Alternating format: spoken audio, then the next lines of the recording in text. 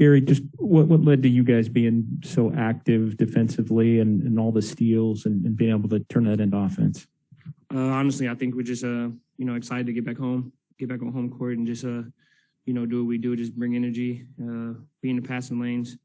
It was a big game to get back to that, the basics of what we do on defense. So I think it's just the crowd and being back on the home floor. Being back at home, Steve said this game reminded him of the first one back after a long and East Coast road trip. How do you think you guys found your footing in this game?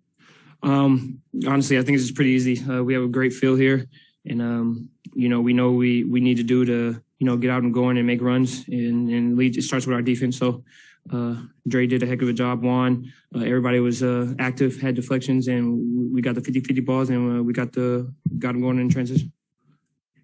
Gary Heald had hit that three late in the third that gave them a brief lead, and then you scored 5 in a row. Well, you got a steal from him and capitalized. How key was that little sequence there? To take the lead into the fourth. Yeah, I wish I could have got to that 3. Fell asleep, but like I just said, getting deflections.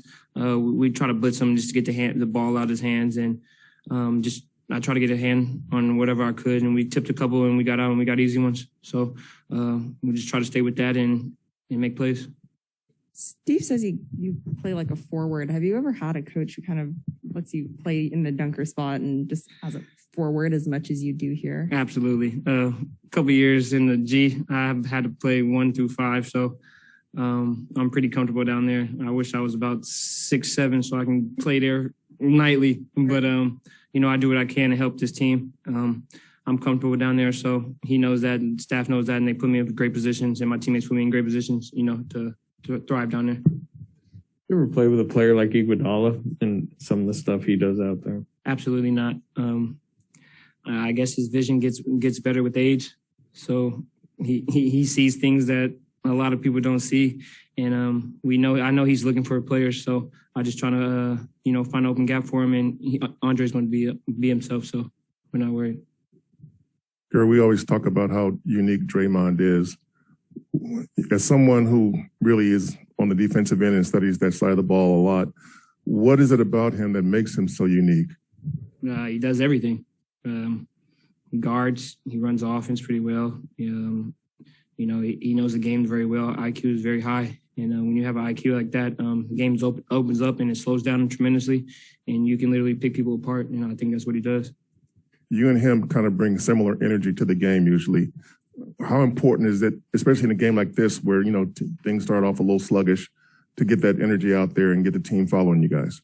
That starts with him. He makes plays, and, we feed off him. Like I said, Juan and everybody was in the passing lanes, getting deflections and steals and running out. And it all starts with Draymond, being aggressive on the defensive end and getting out and making plays. So when he does that, I just try to follow his lead and do the same. Gary, what kind of a mentor is Eric Hausen to maybe not just Draymond Jr., but just the example he sets behind the scenes for all of you? Oh, he's our glue. He makes sure everything's get done, set up, whatever we need. I don't think he gets enough credit. He's behind the scenes, but he literally is the glue for the Golden State Warriors.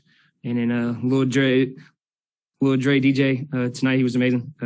Helping out every way he can. Made couple big plays in the second half. So shout out to DJ. You guys are great. All right, guys, I'm going to send DJ up for you.